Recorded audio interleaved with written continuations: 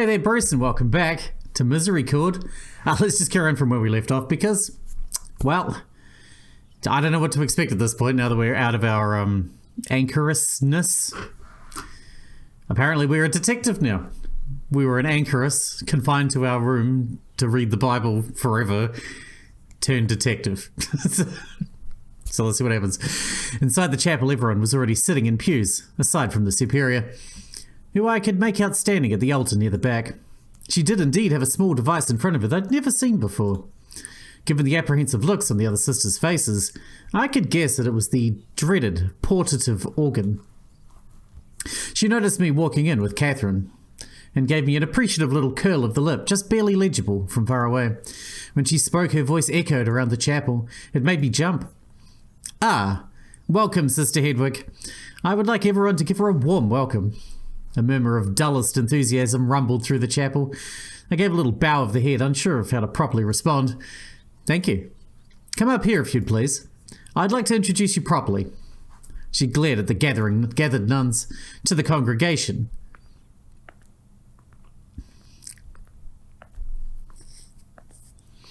Cool. I gingerly stepped forward and walked up to the altar.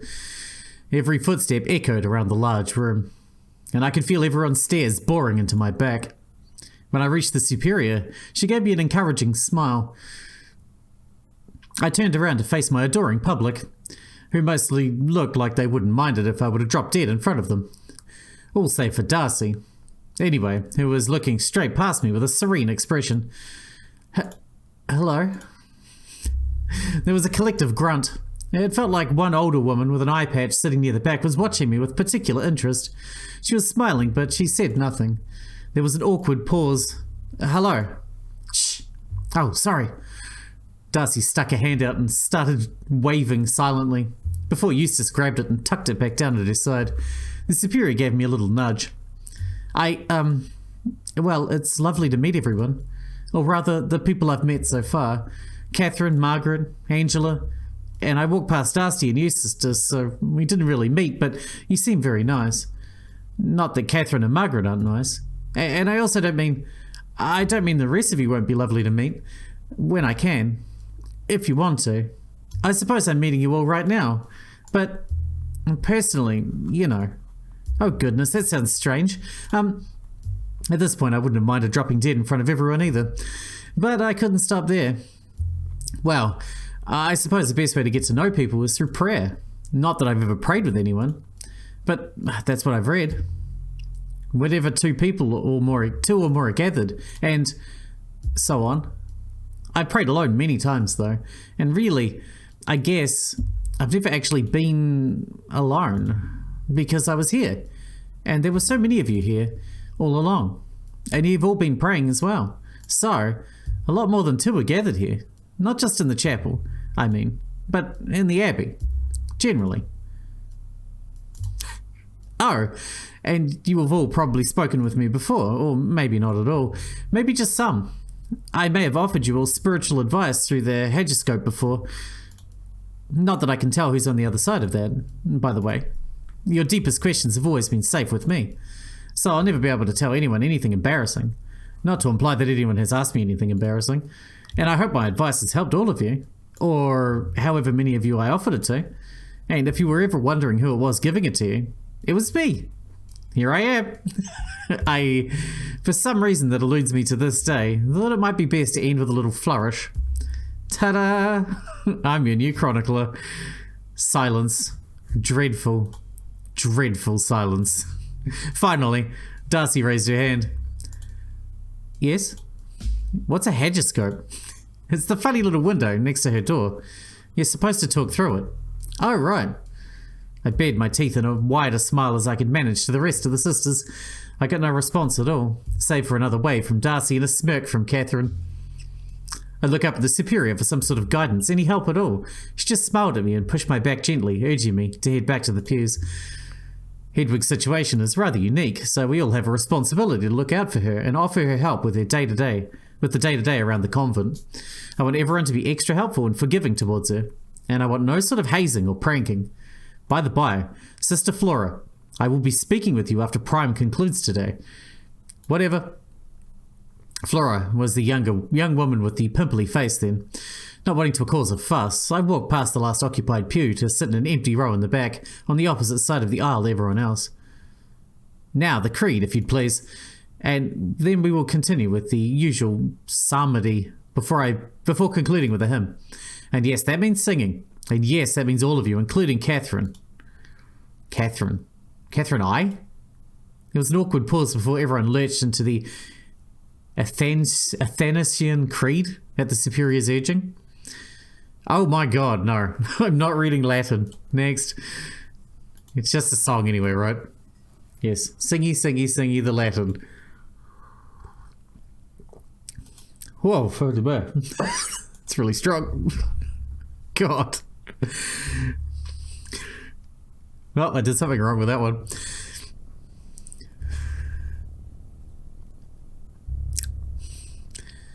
Oh, we're still going, are we? Excellent. I vomited black bile all over the flagstone floor. Not again. I think we should see a doctor. There's definitely something wrong with this. Definitely. Hello? Hello? Can you hear me? My name is Moira. This is an impolite manner of introduction, but say something if you can hear me.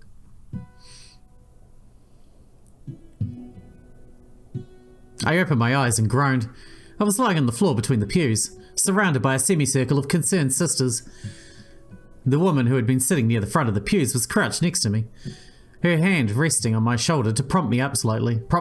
Sorry? Her look of grim concern melted away as I began to speak. Don't dare apologize. You had us worried half to death there.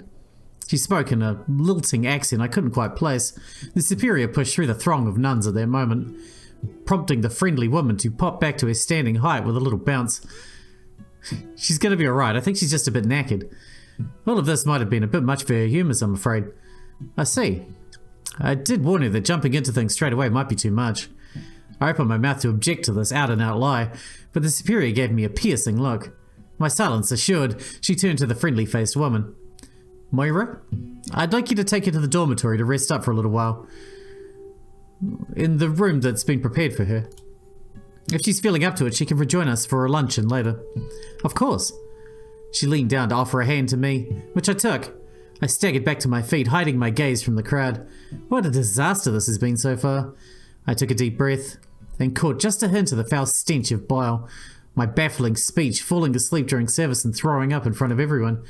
Even though these were people I was meant to suspect, I felt as though I'd been humiliated in front of powerful royalty. Surely there'd be no coming back from this. So, yes, well, I suppose that means the office of Prime is concluded. There was an approving murmur from everyone. Amen. The murmur morphed into a half-hearted amen. As everyone began to shuffle outside, Moira kindly offered me her shoulder for balance. You'd better join us for lunch. You barely weigh a thing. It had started to rain over the course of the service. As we passed the threshold of the chapel's side doors back into the cloister, I could see Margaret and Catherine huddled together talking somewhat conspiratorially. Margaret noticed me and raised her eyebrows, prompting Catherine to turn to face me. Do feel better soon, dear. It's been a pleasure so far. And no hymns. Amen is right, huh? Sister Margaret, since we've let out a little early, surely you wouldn't mind cleaning up our newcomer's mess? I believe there's a mop and bucket in the shed. Yes, super. And Catherine? I'm sure Margaret would appreciate some help. Yes, of course. Moira tugged on my sleeve gently. Come on then, let's get you some rest. We walked back through the cloister and through the doorway where I'd made a fool of myself in front of Catherine. Everyone was monastic. Everyone says monastic life is so simple, but I can imagine it being quite a shock coming from what you're used to. Yes, I suppose so. She squeezed my arm gently. They say first impressions are everything, but I have a good feeling you'll nail your second one, eh? All I could do was groan. I liked your little speech, though. It's not often we get newcomers. Adela was the last one before you. And that was nearly a year ago, if I remember right. Adela? Oh goodness, how silly of me. And we've just established you haven't had a chance to meet everyone yet, poor thing. Lots on my mind. I was happy to introduce myself to everyone properly after Prime. But We'll get you rested up so you can catch up with everyone later. Hey? I didn't have the energy to tell her that I'd been about to say, now I'd rather crawl into a hole and disappear after, but... I don't know whether it was because I'd fully grasped it first go around, or if my current state was so weak generally that Moira wouldn't have noticed. But I made it up the stairs this direction without comment. Here we are. This is where all of us sleep. Minus the superior, of course. We? We made a room up for you already. She swung open one of the wooden doors. A small, meticulously clean dorm room awaited.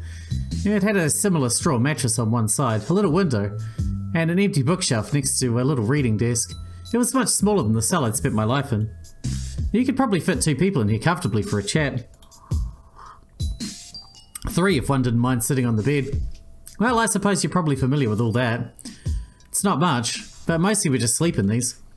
Tugging my arm again, she led me over to the mattress and urged me to sit. You're a mite pallid still. A nap before lunch should do you some good. What about terse? Or sexed? Oh, and I slept through matins last night. Now don't you dare worry yourself about something as silly as the hours. You're not used to moving and talking and, well, living so much, and you need some rest. But prayer? Oh, for Pete's sake, don't be silly. I'm sure he would understand. I didn't have the energy to argue, but I knew all too well that God does not look kindly on those who would take advantage of his kindness. Prayer is a privilege, after all. Do you have a fresh frock, by the way? I could go and get it from your cell if you'd like. Oh, no actually. Just the one. Someone would come and collect it to be washed every few days. Never mind then. Give it to me and I'll have it washed. Give it? I can turn around if you'd like. Nothing I haven't seen before though. She made a shove, spinning around before I could argue. So I gingerly undid my habit and stepped out of it, and collecting it together in a rumply little pile, I crawled into the bed naked apart from my coif, which I'd left affixed to keep my head warm. All yours, I suppose. Ta. I'll have a bath drawn for you as well. You really don't have to. You're not my chambermaid. She patted my forehead before bending down to scoop up my clothes. Nonsense. It's what we're meant to do around here. For each other. And for any visitors in need of aid. Well, thank you. She was right, of course. In my delirium, I'd forgotten the worldly purpose of monasticism. I'd been shut in myself for so long, so focused on myself, I'd completely ignored what it was the Abbey was here for in the first place. Don't mention it. Do you get many travellers here? People in need? I must admit that I don't actually know quite where we are exactly. She sat down on the end of the bed. Not many. We're quite isolated out here. Out here? The closest village is quite a trek, I'm afraid. We get visitors occasionally and supplies get sent to us fairly regularly, but we do have to be a little self-sufficient. Where are we exactly? The nearest village is called Lynbarrow, but we're on top of a hill quite a way away from there. Lynbarrow? Oh, have you heard of it? It's a rather bit of a hamlet, so I wouldn't be shocked if you hadn't. I had to confess I don't know many English place names at all, besides, well, London? Lynbarrow, though. It sounds nice. It certainly rolls off the tongue. It didn't always. I hear the folk whittled it down from Lindisbarrow. Accents are funny like that. Have you ever been to London? Never. The superior came and brought me news about London a few times, that's all. Clerical things, church business I never really understood. Oh, I see. How strange it must be to be you right now. No need to tell me twice. I'm sorry. I promise not to gawk any longer. No, it's alright. I wasn't offended. You're right. It is very strange to live one way until one day you're suddenly forced to start living what feels like the absolute opposite way.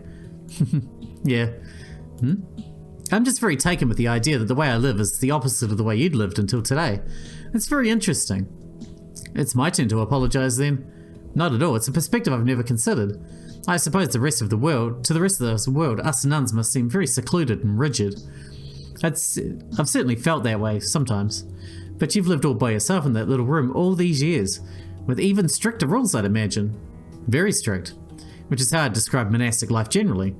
But there was someone living very differently right under my nose. She paused for a moment. I noticed a tear rolling down her cheek. Moira? Oh, it's just...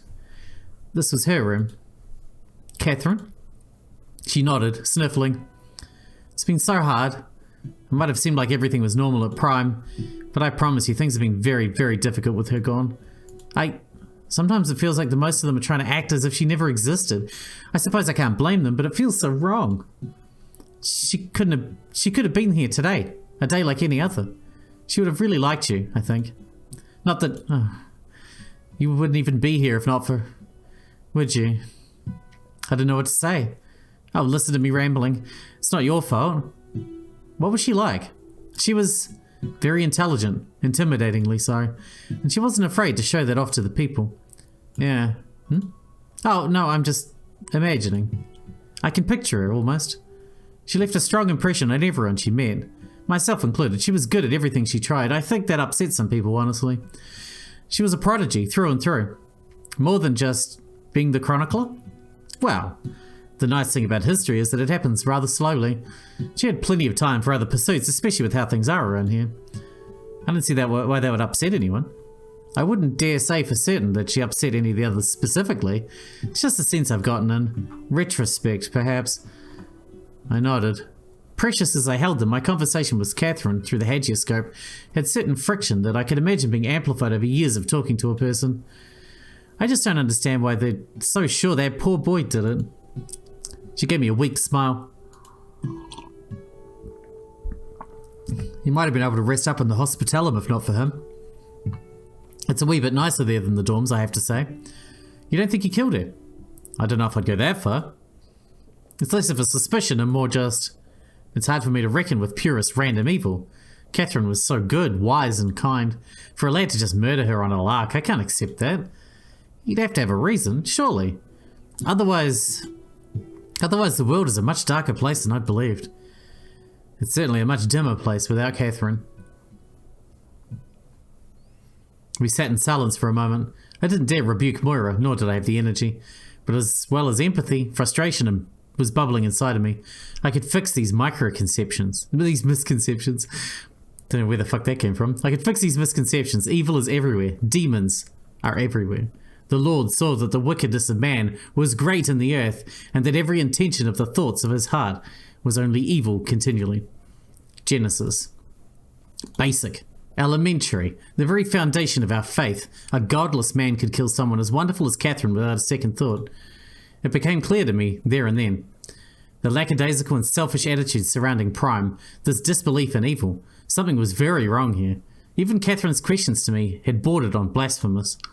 These women were lost. Lost. Lost. My eyes snapped open. For a brief moment I felt like I was spinning. It was like I'd only just regained control of my head. My throat tightened and I made the tiniest little retch, although thankfully nothing came out. Oh dear, are you sleepy? How rude of me to spring all of this on you now after badgering you about needing to relax. This is a dorm, not a place of confession. No. Rude of me to drift off like that. You have my deepest sympathies. Moira stood up, my clothes still bundled in her arms. I'm going to go and make sure these get washed for you so you can get some sleep. And I'll send someone to collect you to show you where the baths are. And there are some fresh nightclothes under the bed. She made a few strides to the door and then turned around one more time. And I'd asked Darcy for some mint. Good for an upset stomach. And for breath. She gave me an impish little grin. Well, you said it, not me. I must have looked mortified because she immediately became apologetic again. Oh, don't take that the wrong way. It's not your fault that you've been sick. It's alright. Thank you again for everything. She closed the door gently, smiling warmly. I was left alone with my thoughts again. I must admit that I'd been feeling pleasantly pampered for a moment before the mint comment. Oh, in a bath? Was I really so disgusting? Of course I was. I was a complete mess. Unclean, irritating, always saying the wrong things, vomiting everywhere all the time, disrupting Prime, expelling foul bile everywhere I went. What a mess. Yeah, I think that's the biggest issue. That's why you need a bath, because you can't stop vomiting. Finally, I got some real rest. I was simply too tired to rehash the embarrassment that occurred over the course of the morning for a fifth or sixth time, and sleep finally took me. I don't like that noise. That was scary. Need to check. Okay, we're good. Hello? Hello? I'm awake. Just a minute. I stepped out of the bed and hastily made it back up as quickly as I could. Dropping to my knees, I looked underneath the wooden frame for the nightclothes Moira had mentioned. They weren't hard to find. It was spotless under the bed, save for a neatly folded gown. I retrieved it and slid it over my head. It was a little big for me, but it did the trick. Are you decent? I'm coming. Sorry, just had to find a nightgown. I opened the door to greet her. She had a pleasant expression on her face and looked slightly more together than I saw her in the chapel. She had droopy eyelids and a serene aura about her, except for the fact that she was dripping wet. Moira asked me to bring you some mint, so I brought you some. Are you feeling better? Yes, actually. Quite a bit better. Darcy had put a few leaves of mint into her mouth and was chewing somewhat rapidly. Don't worry, I brought plenty. I love this stuff. Grew up myself. Do you really? Yes. She fluttered her eyelashes and held out her hand, proudly showing off the large pouch full of leaves. I grow lots of things. Mint is definitely one of my favourites, though. Did you know it's really called mentha? No, I didn't know that. She offered the bag up to me and I reached inside to grab a few leaves. I placed them in my mouth tentatively, but was pleasantly surprised almost immediately. Oh, that is nice. That's right. You really grow this yourself. It's wonderful. Thank you for saying so, my friend. I just wish you hadn't gone and gotten yourself soaked in the process of getting it for me. You didn't have to do that on my behalf. Oh no, this isn't because of the mint. It isn't? No. Oh. Anyway, bath time. She spun around on her heel and began shuffling away toward the hall. Wait, is there no lock on this door? Nope. We all trust each other here. I see. I suppose I didn't have any possessions that needed to be kept away from prying eyes or fingers. I was just used to locks. Darcy moved quicker than I would have expected. You could scarcely see her legs moving underneath her habit. Like a cartoon. She seemed to glide wherever she went, bobbing up and down ever so slightly. I followed, feeling very out of sorts. I didn't even know my way around the Abbey. To be walking around in a breezy nightgown felt wrong, perhaps even disrespectful. I tried to make some conversation to distract myself. This is a very nice abbey. It's big and cold and probably haunted. What? Well, actually, that's not true. It gets a little hot in the summer when the sun hits the cloister, and you stand in the middle of the cloister. What do you mean haunted? Probably haunted. There's no such thing as ghosts. What makes you feel like the convent is probably haunted? Well, there are a lot of weird noises at night or when I'm alone walking around. And things move around on their own sometimes. And also I think most buildings just get a higher chance of being haunted the older they are. And these buildings are very old. Well, I wouldn't worry about that. There really is no such thing as ghosts. I said this more to comfort myself than her, truth be told. All I could do is think about the strange figure I'd seen from my window the night before. Oh yeah. We took the stairs Catherine had led me down earlier. We walked past the door to the cloister to a network of hallways I hadn't seen yet. That would be a shame. It would be nice to meet Catherine's ghost. Her placid expression didn't change, but I could sense a hint of sadness in her voice. Not wanting to press further, I quickly changed the subject. So, where are the baths? Not far from the kitchens. So we can make the water hot. Ah, how pleasant. It's nice. It's worth making the trips from the well, in my opinion. From the well? Does the kitchen not have a faucet? Oh, it does. But we aren't using it at the moment. Really? Why not? Well, it isn't really working. Ah. That'll do it. As we stepped out into the rain, I suddenly realized why she was soaked through. Oh, I really hoped you didn't trudge back and forth in the rain just for my bathwater. I did. But it's okay, I like the rain. I was currently struggling not to slip on the wet stone path in my wooden sandals and couldn't for the life of me understand what Darcy was talking about. Watch your step. At least promise me you'll go warm yourself up after this. Oh, I will. I've got to go help in the kitchen anyway, and it gets hot in there. She led me into a room with a large window and a wooden tub in the middle. It was certainly not originally a bathing room. The whole thing looked rather makeshift. There was a habit and a frock folded in a neat pile not far away. And here we are. Enjoy, my liege. I didn't know what to make of this. I turned around to see if she looked annoyed or upset, but she had the same pleasant expression as ever on her face. If there's anything else I can get you, just shout. I'll probably hear it from the kitchen. Well, thank you. Bye. Darcy fluttered her eyelashes and broadened her grin before spinning around to scoot back outside, into the rain, closing the door behind her gently. Feeling miserable once more, I shrugged off the nightgown and removed my veil and strode over to the tub. The water was quite warm and some pleasant-smelling leaves were floating on the surface. Mint, I assume. I took a good long look at myself reflected in the water. Horrible. I was pale and small, but any movement of my torso revealed ugly creases of flesh that made me wince. My nose was bent.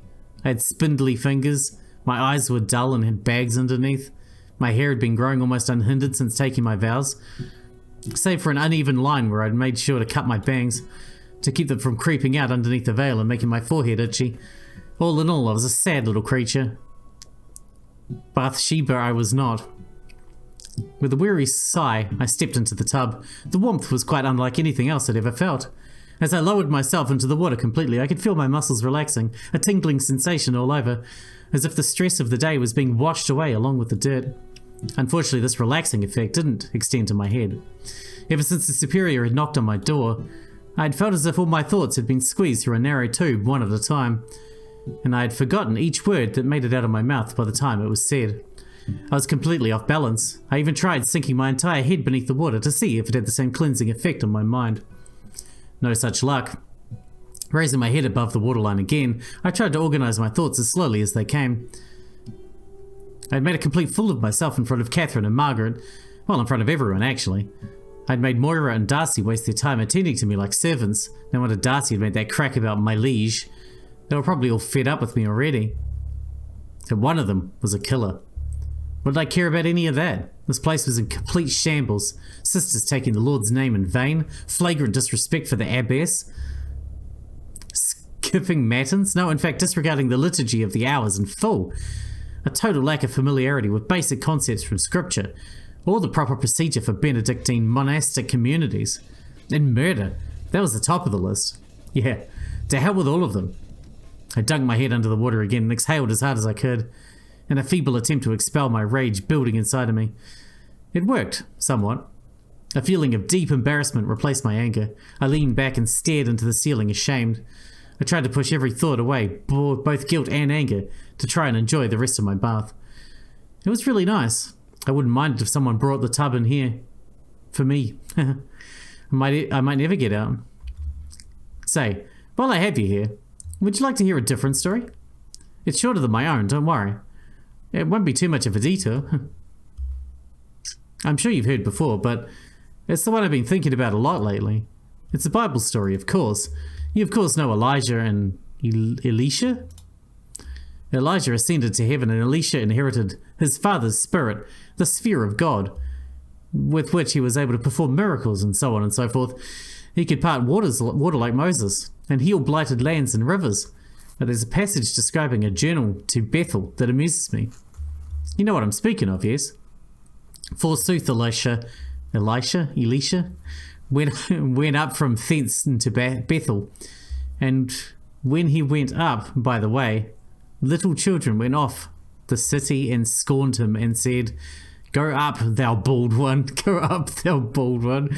And when he had beheld, he saw them and cursed them in the name of the Lord. And 2 bears went out of the forest and rent 42 children of them. Soothly, Elisha went from thence into the hill of Carmel, and from thence he turned again to Samaria. 42 children torn apart by angry bears at the behest of Elisha. That's rather extreme, isn't it? It's funny. When I was locked in the cell the first time around, I never thought much of this part of the story. But it really is awful to think about, isn't it? Can you imagine being ripped to shreds by a wild beast just for calling a man bald? Only it mustn't be horrible, because God heard Elisha's curse and punished the rude little boys and girls justly. I've read that a lot of people question if they really were children. Perhaps in the original Hebrew, the word is a little broader. In Latin, it certainly says children, and we're taught that the text is inerrant. Which brings me to the part of the story that interests me. So, the text is inerrant, but the Bible, as we know, is a translation. So surely there is room for some error. In fact, that verse of the story I recited for you, that wasn't just me paraphrasing from the Vulgate for you. That was a passage translated by a man named John Wycliffe. As originally written, the story goes roughly as follows. Okay, it's Latin. I don't know Latin. I don't think very many people do. Many years ago, Wycliffe was translating the Bible into English in the midst of some social upheaval. The Archbishop accused him of inserting nefarious messages into his translations. to rile the common people up and rebel against the church's version of the Bible, which is of course written in Vulgate. The church was so sure of Wycliffe's heresy that they held a synod to argue for his expulsion from Oxford. They succeeded too. His Majesty Richard II banished him from the college, and it became actual written law that no man shall write against the church. Wycliffe had some interesting things to say about translation that often rattle around in my head. But I've gotten very sidetracked here, haven't I? Oh dear. The point is, I find it interesting that Wycliffe's translation kept the children part of the Vulgate Bible from the Vulgate Bible. He too must have felt the original Latin text was inerrant, and yet he was punished for his translation work. God forbid, but if the church as we know it crumbles many years from now, and someone attempts to teach using his Bible as the basis, they will keep that part like we kept it in the Vulgate. What does this story actually mean? It certainly seems a bit cruel, so maybe it means nothing. If it means nothing, is it necessary? The 42 children have been mauled by bears at least 3 times now. Probably many more, as I doubt Wycliffe is the only person who tried to write an English Bible. And since I'm afraid I'm useless at Hebrew, I'll never know if they were meant to be. If they were meant to be at all. I suppose this is splitting hairs. If they were grown men and women being attacked by furious mother bear commanded by God's messenger, it's still a rather unpleasant way to go, especially for calling someone bald. Especially if he actually is bald. Still, clawed to death for a playground taunt. What a strange world. And so you have indeed already heard all this before. Please forgive me for taking up more of your precious time. Like I said before, you'll permit me a small indulgence here and there.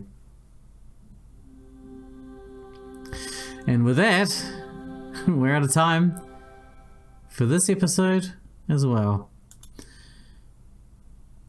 So, we'll leave this one here, and I don't know what's going to happen next, but still keeping me intrigued.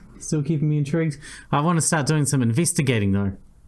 We're going to start questioning people and finding evidence and, going ace attorney on this shit. Anyway, I'll see you in the next one. Thanks so much, Bruce.